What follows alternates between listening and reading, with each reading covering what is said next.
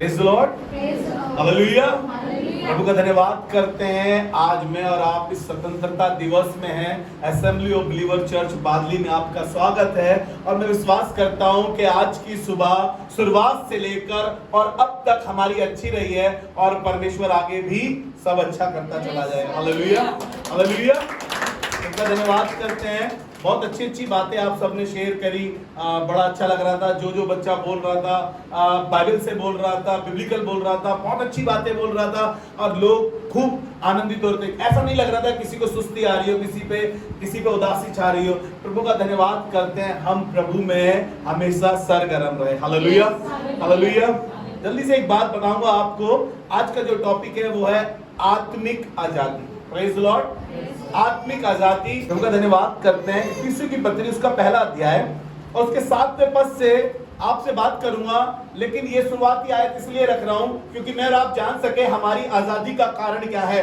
हमारी आजादी का कारण हमें लगता है बहुत से वो स्वतंत्रता सैनिक है जिन्होंने हमारे देश को आजाद कराया। ब्रिटिश ने हमारे ऊपर जो जुआ रखा था, जो हमारे ऊपर गुलामी रखी थी, हम उस 200 साल को जानते हैं। लेकिन आज आपको थोड़ी देर ले जाना मांगता हूं 3500 साल पहले जो फिरौन ने गुलामी रखी थी, जो परमेश्वर ने लोगों से कहा था कि देखो 400 साल तक तुम गुलामी में रहोगे और 430 साल बाद मैं तुम्हारी सुधि लूंगा। उस गुलामी के बारे में आज हम चर्चा करेंगे, किस तरीके से परमेश्वर ने हमको आजादी दी है। हालेलुया।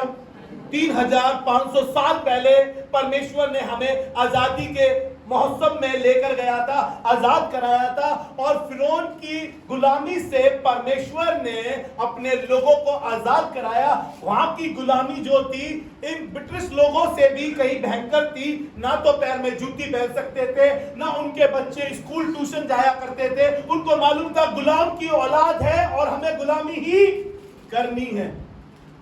लेकिन हम 200 साल को जानते हैं, सिर्फ 200 साल को। 2000 साल पहले यीशु मसीह आया, अपना बेशकीमती लहू बहाया और हमें आजादी के उत्सव में फिर से उसने खड़ा करा। और बाइबल बताती है वो हमें हर दिन जय के उत्सव में लिए फिरता है। हालेलुया। इफिसियों उसका पहला अध्याय और उसके 7वें पद से आज शुरुआत करना मांगता हूं। लेकिन आज हम आत्मिक आजादी की बात करेंगे और वहां पर लिखा है पहला अध्याय 7वां पद, हमको उसमें उसके लहू के द्वारा छुटकारा, हमको उसमें और उसके लहू के द्वारा क्या मिला है? छुटकारा मिला है। हालेलुया। छुटकारा। हमने गीत गाया है ना, मैं आजाद हूं, मैं आजाद तेरे लहू से हुआ हूं। यीशु मसीह के लहू से हम आजाद हुए। हमने उसके लहू के द्वारा आजादी पाई है। और आजादी कैसी? जो बहुत बड़ी गुलामी में थे, जो बहुत बड़े संकटों में थे, ना तो वहां पर ठीक से आवाज उठा सकते थे, ना ठीक से खा सकते थे, ना ठीक से बात कर सकते थे। ऐसी गुलामी में परमेश्वर के लोग थे और परमेश्वर ने उस गुलामी से निकालने के लिए एक इंतजाम किया, एक मेमने का इंतजाम किया। और बाइबल बताती है, यूहन्ना 1:29 बताता है कि देखो ये जगत का वो मेमना है जो पाप उठा ले जाता है। हालेलुया। हम आज बात करेंगे कि कैसे हम आत्मिक आजादी में आए हैं। शारीरिक आजादी के लिए सिर्फ हमारे को 200 साल पहले ही हम शारीरिक आजादी में आए हैं, लेकिन हमारी जो आत्मिक आजादी थी वो आज भी कहीं ना कहीं कैद है। हम किसी ना किसी चीज के एडिक्ट हैं, गुलाम हैं। हमारे को आजकल देखो छोटे से छोटा बच्चा मोबाइल का गुलाम है, बहुत तगड़ी एडिक्ट है ये। खाते समय बच्चा जरा सा रो क्या जाए, मम्मी तुरंत फोन पकड़ाती है। कहीं मम्मी बात कर रही हो, कुछ काम कर रही हो, लो फोन, लो फोन, लो। बच्चों को गुलाम बना दिया इस फोन में। और भी बहुत सी गुलामियां हम जानते हैं। बहुत से जवान बच्चे एडिक्ट हैं, नशे की गुलामी में हैं।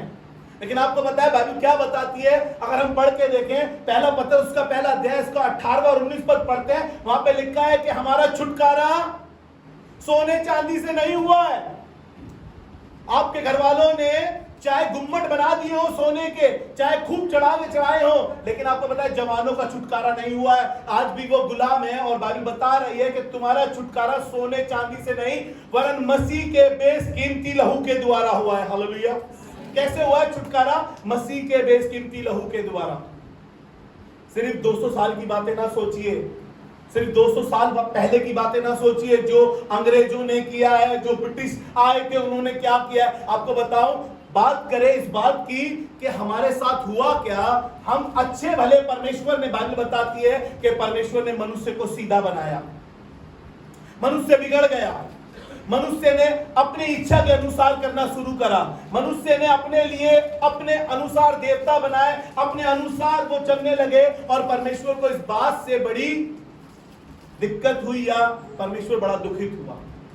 आपको याद आ रहा होगा जब मूसा पहाड़ पर रह गया था, हारून से लोगों ने कहा कि हम नहीं जानते मूसा जो हमें मिस्र की गुलामी से छुड़ा कर ला रहा था वो कहां रहा, तू हमारे लिए एक बछड़ा बना दे, और ताकि हम बता सके कि ये बछड़ा हमारे आगे आगे चल रहा था और ये हमें छुड़ा कर लाया।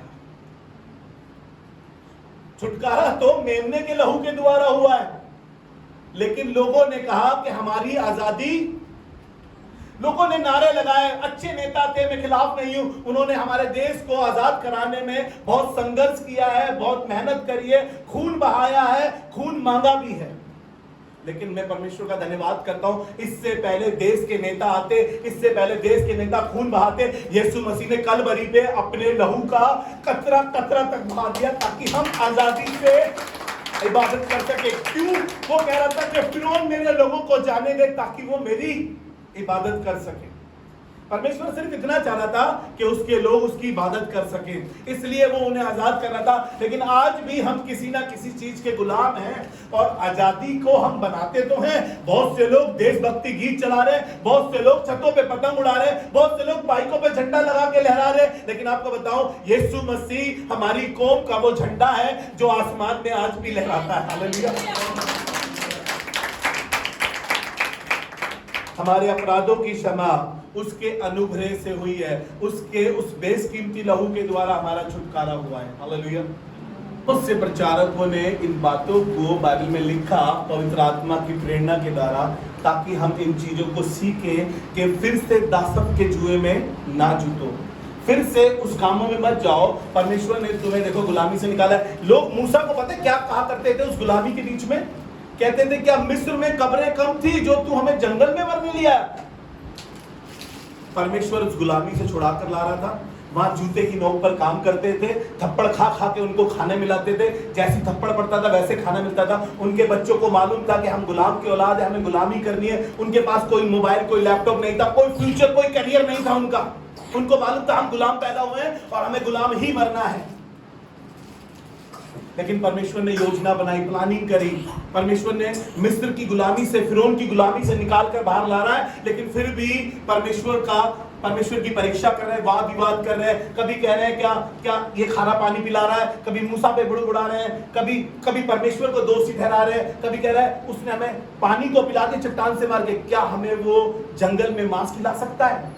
बहुत सी बातें कहकर परमेश्वर को चिढ़ा रहे हैं। परमेश्वर उनकी सुन रहा है, उसके बावजूद भी उन्हें परमेश्वर धूल के समान उनके नथनों में मीठ बरसा रहा है। उसके बावजूद भी वो नाफरमान लोग हैं, उस गुलामी से निकल रहे हैं, आसमानी रोटी खा रहे हैं, उसके बावजूद भी उन्हें कोई फर्क नहीं पड़ रहा है। कई बार हम कलीसिया में आते हैं, हमारी आत्मिक उन्नति हो रही होती है, उसके बावजूद भी हम संसार में जाते हैं और संसारिक हो जाते हैं और संसारिक चीजों को अपनी जिंदगी में अडॉप्ट करना चाहते हैं। उन नशीले पदार्थों को जवान बच्चे ले लेते हैं, गंदे संबंधों में चले जाते हैं, गंदी आदतों में चले जाते हैं। लेकिन परमेश्वर कह रहा है कि मैंने तो तुम्हें स्वतंत्रता के लिए स्वतंत्र किया है। हालेलुया।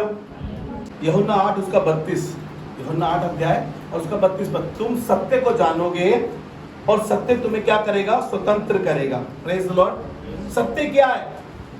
सत्य क्या है? इसी यूहन्ना की पुस्तक में जब हम जाते हैं, उसका 14वां अध्याय उसका 6वां पद पढ़ते हैं तो लिखा है, मार्ग, सत्य और जीवन मैं हूं। किसी ने कहा ये? सिर्फ यीशु मसीह ने कहा है सत्य को जानोगे, सत्य तुम्हें स्वतंत्र करेगा, और सत्य कोई और नहीं, प्रभु यीशु मसीह है। हालेलुया। यीशु मसीह ने कहा मेरा जाना तुम्हारे लिए अच्छा है, मैं जाऊंगा तो तुम्हें एक सहायक दूंगा।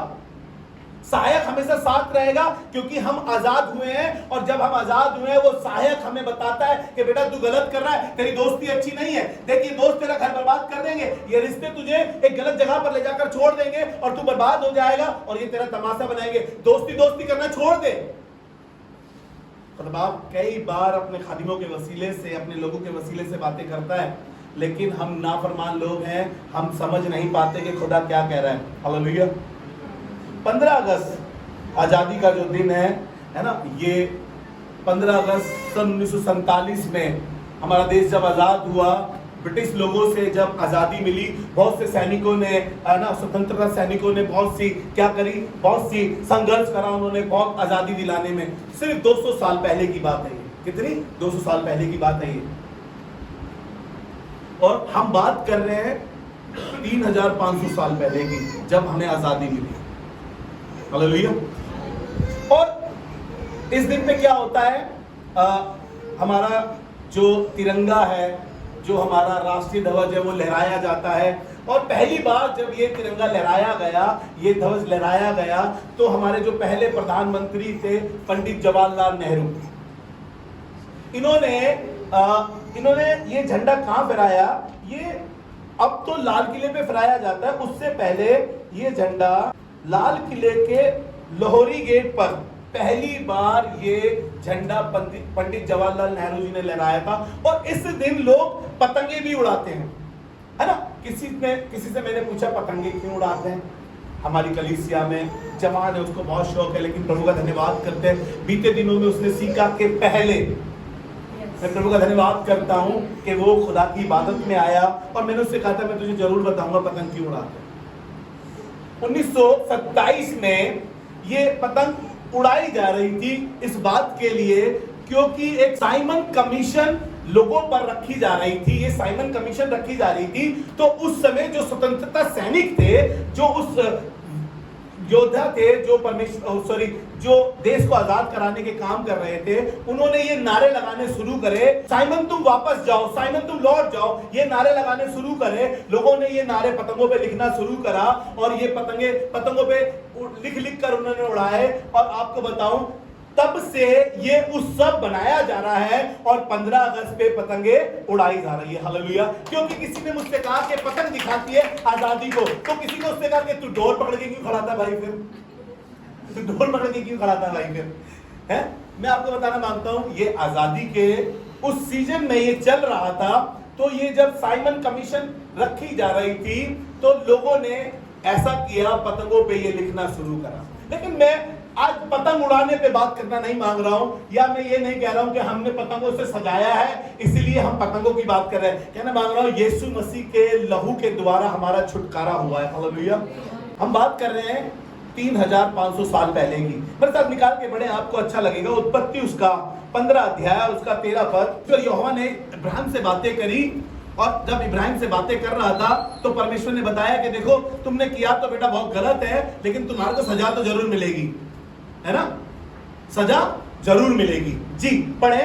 तब यहोवा ने अब्राहम से कहा, यह निश्चय जान कि तेरे वंश पराये देश में परदेशी होकर रहेंगे। तेरे वंश के लोग पराये देश में परदेशी होकर रहेंगे और उस देश के लोगों के दास हो जाएंगे और उस देश के लोगों के गुलाम हो जाएंगे और वे उनको 400 वर्ष तक दुख देंगे। और 400 वर्ष तक दुख देंगे। मैं ये 200 साल पहले की बात नहीं बता रहा हूं आपको, ये बाइबल जो बता रहा हूं ये बात कर रहा है उस समय की जब 3500 साल पहले ये घटनाएं घट रही थी और लोग गुलामी में जा रहे थे। मैं उस गुलामी की बात कर रहा हूं, ना कि ये 200 वर्ष पहले की। समझ रहे हैं आप? 200 वर्ष पहले की बात नहीं कर रहा हूं। यहां पर उन्होंने कहा कि तू 400 साल तक तेरे लोग क्या सहेंगे? दुख सहेंगे। मेरे साथ निकाल के पढ़े निर्गमन, जल्दी से आ जाए। निर्गमन उसका 12 अध्याय उसका 40 और 41 पर। 430 वर्ष तक ये उस गुलामी में रहे। कितने वर्ष तक? 430 वर्ष तक ये वहां गुलामी में रहे। और ऐसा लिखा है, इजराइल के लोग मिस्र में बसे हुए इस्राएलियों को 430 वर्ष बीत गए थे। 430 वर्ष बीत गए थे और उन 430 वर्षों के बीतने पर ठीक उसी दिन यहोवा की सारी सेना मिस्र देश से निकल गई। हालेलुया। ये था पहला आजादी का दिन। हालेलुया। ये था पहला आजादी का दिन जब परमेश्वर ने अपने लोगों को 3500 साल पहले इस गुलामी से निकाला था। हमारे को मालूम नहीं है, इतिहास के बारे में हम बहुत कुछ पढ़ते हैं, लेकिन आपको पता है बाइबल के बारे में हम कुछ भी नहीं पढ़ते। इसीलिए हमें आजादी का सही महत्व को पता नहीं है। इसीलिए बाइबल बता रही है, मेरे साथ निकाल के पढ़ लें, आपको अच्छा लगेगा। इसलिए बाइबल बता रही है, पहला कुरिन्थियों का 3 अध्याय और उसका 17 पद, यहाँ पर इस प्रकार से लिखा है, बहुत खूबसूरत बात है, और लिखा है प्रभु तो आत्मा है, और जहां कहीं प्रभु का आत्मा है वहां आजादी है, वहां स्वतंत्रता है। हालेलुया। अब प्रभु का आत्मा कहां है? प्रभु का आत्मा कहां है? आजादी कहां है? जहां कहीं प्रभु का आत्मा है वहीं आजादी बता रहा है। और बाइबल बताती है कि तुम नहीं जानते कि तुम पवित्र आत्मा का मंदिर हो। अरे आजादी तुम्हें जन्म से मिली है। जब तुम्हारा जन्म हुआ तब तुम्हें आजादी मिल गई, क्योंकि तुम एक मसीह खानदान में पैदा हुए, तुमने मसीह को ग्रहण किया। जिस दिन तुमने मसीह को ग्रहण किया उसी दिन तुम आजाद हो गए। उसी दिन यीशु मसीह ने तुम्हें अपने, बाइबल बताती है कि हम उसके लहू के द्वारा खरीदे गए हैं, और हम सीख रहे हैं कि मसीह के बेशकीमती लहू के द्वारा हमारा छुटकारा हुआ है। हालेलुया। हम उसी दिन स्वतंत्र हो गए थे, उसी दिन स्वतंत्र हो जाते हैं। आज भी जो लोग अपने आप को गुलामी में महसूस कर रहे हैं, कहना मांगता हूं, जिस दिन भी आप यीशु मसीह को ग्रहण कर लेते हैं उसी दिन आप स्वतंत्र हो जाते हैं उन सारी चीजों से।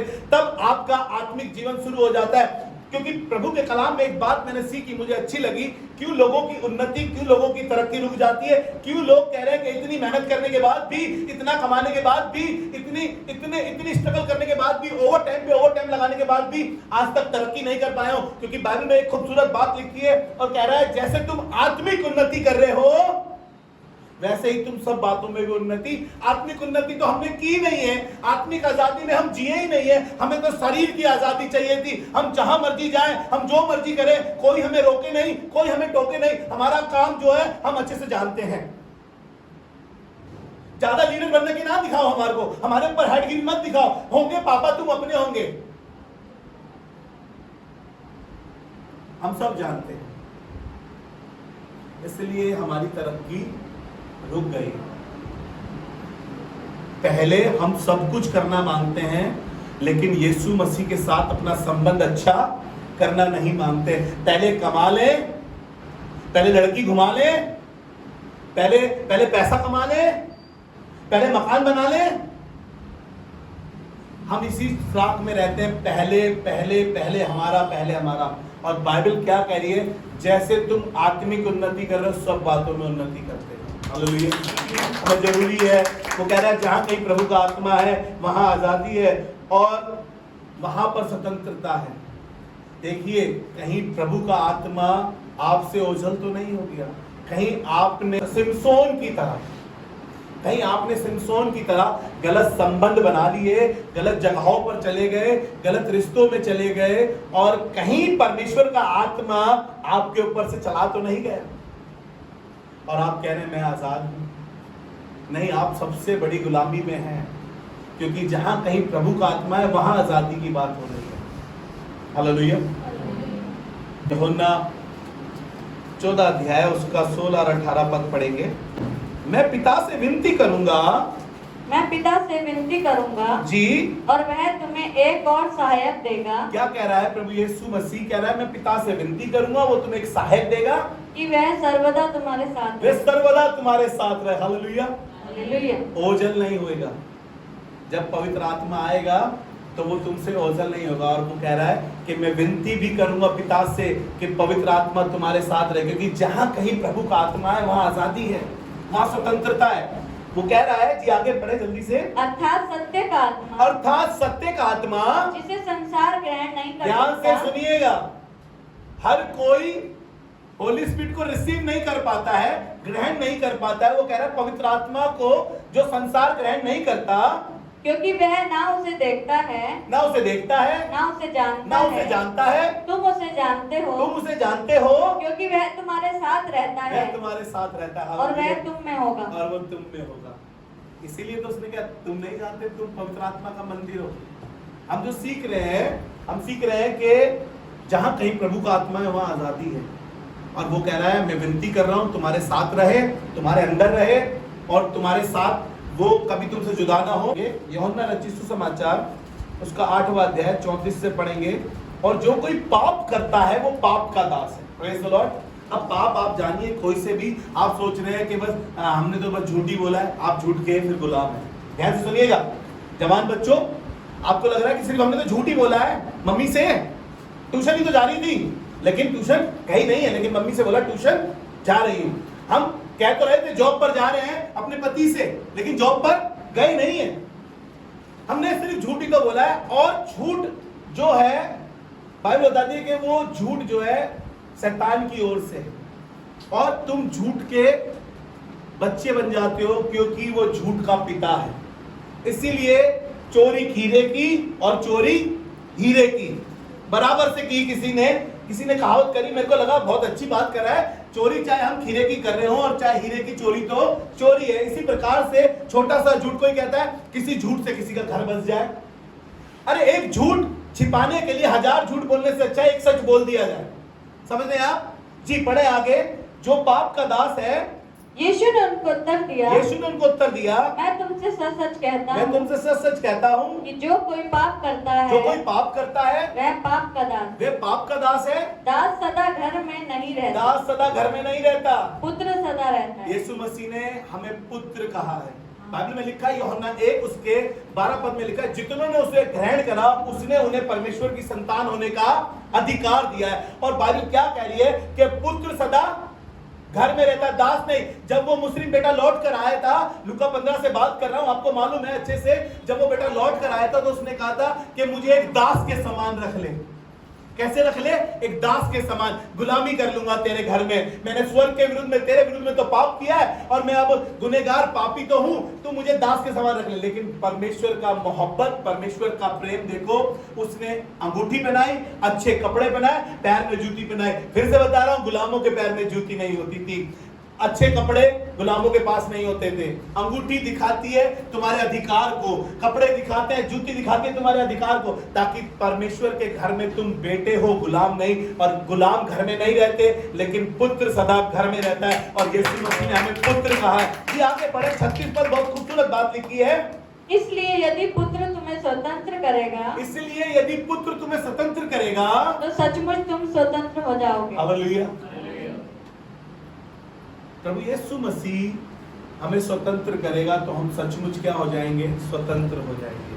क्योंकि वही है जो आत्मा रिलीज कर रहा है, वही है जो कह रहा है मेरा जाना अच्छा है, मैं जाऊंगा तो तुम्हें एक सहायक दूंगा, अर्थात पवित्र आत्मा जो सदैव तुम्हारे साथ रहेगा। हालेलुया। प्रेरितों काम उसका 10 अध्याय उसका 38 पद यहाँ पे इस प्रकार से लिखा है, जी पढ़ें। परमेश्वर ने किस रीति से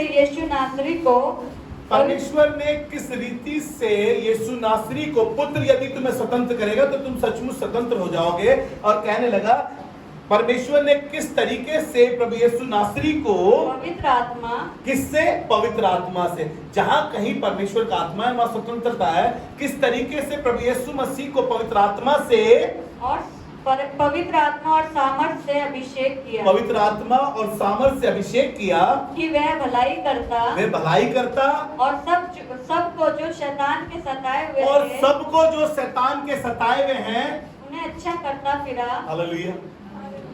यीशु मसीह आया और पवित्र आत्मा, आपको मालूम है, बात कर रहे थे इस व्हाइट कलर की जो हमारे राष्ट्रीय ध्वज में है, जो हमारे तिरंगे में है। ये व्हाइट शांति का प्रतीक है। यीशु मसीह शांति का राजकुमार है। आई एग्री इस बात से, आपको मालूम है। लेकिन जब यीशु मसीह पिक्चर में आया था, जब यूहन्ना के पास गया था, बाइबल बताती है वो पानी में जब उतर रहा था तो पवित्र आत्मा उसके ऊपर उतरा, कबूतर की नाई, और कबूतर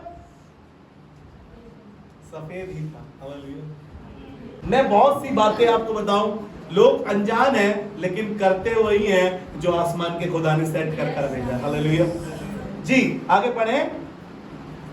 कैसे? क्योंकि परमेश्वर उसके साथ था। हम उन सब कामों के गवाह हैं, और हम उन सब बातों के गवाह हैं। ना ही सिर्फ उस समय के लोग, और आज भी मैं और आप इन बातों के गवाह हैं। लूका उसका 4 अध्याय और उसका 18 पद, ये बात यीशु मसीह के पैदा होने से करीब 700 से 800 साल पहले यशायाह ने भी लिखी थी, जो अभी आपके सामने पढ़ी गई थी। लेकिन यहाँ पर यीशु मसीह इस बात को कह रहा है, 4 अध्याय उसका 18वां पद, लूका का, जी पढ़े। प्रभु का आत्मा मुझ पर है। प्रभु का आत्मा मुझ पर है। जहां कहीं प्रभु का आत्मा है वहां स्वतंत्रता है, वहां आजादी है, और आप परमेश्वर के आत्मा के चलाए चल रहे हैं, क्योंकि पवित्र आत्मा आपके अंदर है। बाइबल बताती है वो हमारे अंदर चलता फिरता और वास करता है। और यहाँ पर लिखा है, वो कहने लगा प्रभु का आत्मा मुझ पर है इसलिए कि उसने कंगालों को सुसमाचार सुनाने के लिए मेरा अभिषेक किया है और मुझे इसलिए भेजा है कि बंदियों को छुटकारे का और अंधों को दृष्टि पाने का सुसमाचार सुनाओ। हालेलुया। और कुचले हुओं को छुड़ाओ। जो लोग गुनाह में हैं, जो बिल्कुल गुनाह में दब के मर गए हैं, जिनको लग रहा है कि अब मौत ही हमें लगाएगी, परमेश्वर ने ना ही सिर्फ उस समय यीशु नासरी को चुना, लेकिन जो यीशु मसीह को फॉलो करते हैं, जो यीशु मसीह के पीछे चलते हैं, परमेश्वर उन्हें भी ऐसा इस्तेमाल करना मांगता है कि जो लोग शैतान के बंधन में हैं, बंदी गिरोह में हैं, जो शैतान के चुंगल में फंसे हुए हैं, उन्हें आजाद करा सके। आपको याद आ रहा होगा प्रेरित काम उसका 16वां अध्याय उसका 25 पर, आपको याद आ रही होगी वो बात, आधी रात को जब पौलुस और सिलास बंदी गृह में बंद थे, तो हो क्या रहा था, लिखा है कि वो भजन कर रहे थे। क्या कर रहे थे? भजन कर रहे थे। और लिखा है बंदी गृह की नींव हिल गई और सारे आजाद हो गए। हालेलुया। सिर्फ भजन करने से, सिर्फ यीशु मसीह के गीत गाने से, सिर्फ अपने घरों में, कहना मांगता हूं, अपने घरों में आराधना करनी शुरू करें, अपने घरों में प्रार्थना करनी शुरू करें, अपने घरों में घुटने टेकना शुरू करें, आपका घर एक आजाद घर होगा। आपके पड़ोसी, आपके रिश्तेदार देखेंगे और कहेंगे कि यार इनके घर में एक अलग ही मजा है, इनके घर से कलेश की बातें नहीं आती, इनके झगड़े रोड पर नहीं दिखाई देते। आपको मालूम है शैतान ने घरों को बर्बाद कर रखा है, उन लोगों को बर्बाद कर रखा है, क्योंकि घरों में कलेश, क्योंकि वहां आराधना नहीं है, क्योंकि वहां प्रार्थना नहीं है, क्योंकि वहां पर गीत नहीं गाए जाते छुटकारे के। और यहाँ पर तो बंदी गृह में है और छुटकारे के गीत गा रहे हैं। और ना ही सिर्फ वो आजाद हुए, आपको मालूम है लिखा है कि सारे कैदी आजाद हो गए। हालेलुया। एक दिन की बात है, बाइबल में लिखा है, जिक्र शायद मुझे याद नहीं आ रहा, प्रेरितों के काम में लिखा है, जब पौलुस जब पतरस बंदी गृह में था, कलीसिया लो लगाकर प्रार्थना कर रही थी। और बाइबल बताती है कि बंदी गृह के द्वार अपने आप से आप खुल गए और सैनिकों को ऐसा सुला दिया उसने। और पतरस रास्ते से गया है, कहीं छुप के नहीं गया था। जैसे पिक्चरों में हम देखते हैं सीढ़ी लगाकर जेल पर, कैसे वो बहुत सी मूवियों में, आपने क्या बात करूंगा ना, उस पे सीढ़ी लगाकर वो उसको उतार के ले गए थे, है ना। तो वो, लेकिन आपको पता है जब पतरस निकला तो पतरस सीधा सीधा जा रहा था, सब सोए पड़े थे। परमेश्वर ने बंदी गृह खोल दिया। आपको कहना मांगता हूं, किसी भी बंधन में है, यीशु मसीह बंधन को खोलने की सामर्थ्य रखता है। उसका लहू हर एक बंधन से आजाद करता है, उसका लहू हमें ऐसा आजाद करता है। बाइबल बताती है जो द्वार यीशु मसीह खोल देता है उसे कभी कोई बंद नहीं कर सकता। पौलुस के लिए बंदी गृह के द्वार खुल गए, पतरस के लिए बंदी गृह के द्वार खुल गए। आज वही द्वार यीशु मसीह मेरे और आपके लिए खोलना चाहता है। और वो कह रहा है उसके खोले हुए को कोई बंद कभी नहीं कर सकता। जो वो खोल देता है तो कोई बंद नहीं कर सकता। कहना मांगता हूं, सही आजादी यीशु के लहू से मिली है, सही आजादी यीशु के क्रूस पे जाने से मिली है। सही आजादी यही है कि यीशु मसीह हमारे लिए कलवरी के क्रूस पे चढ़ गया ताकि हम आजादी को सही तौर से और सही तरीके से जी सके। हालेलुया। यीशु मसीह इसलिए आया ताकि मैं और आप आजाद हो सके। जल्दी से वही 3500 साल पहले आपको ले जाना मांगता हूं, उस नए नियम में मेरे साथ निकाल कर पढ़ लीजिए। प्रेरितों के काम उसका 7वां अध्याय और उसके 6ठे पद से पढ़ रहे हैं। और परमेश्वर ने यूं कहा, तेरी संतान के लोग पराये देश में परदेशी होंगे, हाँ, और वे उन्हें दास बनाएंगे, हाँ, और 400 वर्ष तक दुख देंगे। हाँ। फिर परमेश्वर ने कहा, जिस जाति के वे दास होंगे, हाँ, उनको मैं दंड दूंगा। परमेश्वर उनको दंड देगा और उसके बाद वे निकल कर इसी जगह मेरी सेवा करेंगे। हाँ। और उसने उससे खतने की वाचा बांधी जी। और इसी दशा में इसहाक उससे उत्पन्न हुआ, हाँ। और 8वें दिन उसका खतना किया गया जी। और इसहाक से याकूब और याकूब से 12 कुलपति उत्पन्न हुए। हाँ। कुलपतियों ने यूसुफ से ढा करके उसे मिस्र देश जाने वालों के हाथ बेचा, परंतु परमेश्वर उसके साथ था जी। और उसे उसके सब कलेशों से छुड़ाकर मिस्र के राजा फिरौन की दृष्टि में अनुग्रह और बुद्धि प्रदान की। और उसने उसे मिस्र पर और अपने सारे हमारे घर पर हाकिम नियुक्त किया। बस, प्रेज द लॉर्ड। ये यूसुफ की कहानी आपको क्यों पढ़वा रहा हूँ नए नियम में? 49 अध्याय 49 अध्याय को जब हम पढ़ते हैं, वहां पर वो गुलाम हो गया। कौन? यूसुफ। मिस्रियों के हाथ बेच दिया गया उसके भाइयों के द्वारा, वो गुलामी में रहा। उस गुलामी में से परमेश्वर का आत्मा उसके साथ था। बाइबल बताती है जिस काम में यूसुफ हाथ डालता था वो सफलता को पाता था। और जब मिस्री के मालिक को ये पता चला, उसको पोतीफर को ये मालूम चला कि जिस काम में ये हाथ डालता सफलता मिलती है, उसने अपने घर की सब चीजें उसके हाथ में कर दी। लेकिन आपको मालूम है क्योंकि परमेश्वर का आत्मा जहां कहीं है वहां स्वतंत्रता है, और यूसुफ के साथ परमेश्वर का पवित्र आत्मा रहता था। उसके बाद ऐसा हुआ कि उसको जेल खाने में जाना पड़ा, क्योंकि उसकी पत्नी ने पोतीफर की उसके साथ जबरदस्ती करना मांगा। वो जेल खाने में चला गया। जेल खाने में भी पवित्र आत्मा उसके साथ था, और पवित्र आत्मा जब उसके साथ था, वहां पर जब लोगों ने उसकी चर्चा सुनी और परमेश्वर ने जब उसने सपन के अर्थ बता दिए, आपको मालूम है वो उस देश का प्रधानमंत्री बन गया और सब कुछ उसके हाथ में कर दिया। जहां कहीं परमेश्वर का आत्मा है वहां आजादी है। हालेलुया। आइए अपने सरों को झुकाएं और खुदावन से दुआ मांगें। खुदावन धन्यवाद और शुक्रगुजारी करते हैं कलीसिया में आज इस उत्सव को बनाने के लिए मौका दिया, लोगों को भेजा ताकि खुदावन हम तेरी इबादत कर सके। हाँ खुदावन, ये आज़ादी का दिन है और प्रभु आज के दिन तेरी इबादत कर रहे हैं। प्रभु हर दिन हमारे लिए आज़ादी का दिन है और हर दिन हम तेरी इबादत कर सके। खुदावन हमारी मदद कर, सहायता कर और कलीसिया पर अनुग्रह कर, और खुदावन तेरी पवित्र आत्मा के वसीले से ये कलीसिया बढ़ती और बढ़ती चली जाए। यीशु मसीह के नाम में आमीन।